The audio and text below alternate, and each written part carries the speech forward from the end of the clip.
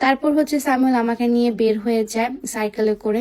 আমরা একটু ঘুরতে বের হয়েছিলাম, বাট আমার না অনেক ঠান্ডা লাগছিল এবং এই ঠান্ডাতে আমার আসলে পেট খারাপও হয়ে গিয়েছে।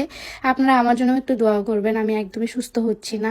আমার ওয়েদারটা এবং পানি সবকিছু স্যুট করতে অনেক বেশি টাইম লাগছে। আমরা সবাই মিলে আসলে বের হয়ে যাই, সবাই সবার মতো করে ফ্যাট বাইক নিয়ে বের হয়ে যায়। আমরা অনেক বেশি মজা করছিলাম এবং আমাকে প্রতিটা জায়গা দেখানোর জন্য সবাই অনেক বেশি এক্সাইটেড ছিল যে প্রতিটা জায়গায় ভাবে অনেক বেশি সুন্দর, আপনার দেখতে খুব ভালো লাগবে, আপনার ব্লগের জন্য ভালো হবে।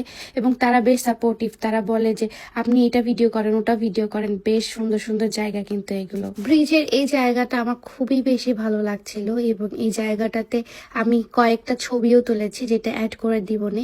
খুব সুন্দর সুন্দর জায়গা এক্সপ্লোর করেছি সেই দিন গিয়েই, সেই জায়গাগুলো আমি আপনাদেরকে দেখাবো। খুবই সুন্দর সুন্দর একটা বিচ সাইডে আমি গিয়েছিলাম, জায়গাটার নাম এখন মনে পড়ছে না।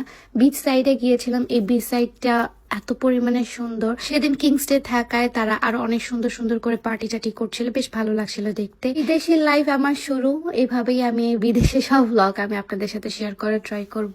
Till then tata, bye bye, সবাই ভালো থাকবেন, সুস্থ থাকবেন, আল্লাহ হাফেজ, দেখা হচ্ছে নেক্সট ব্লগে, বাই।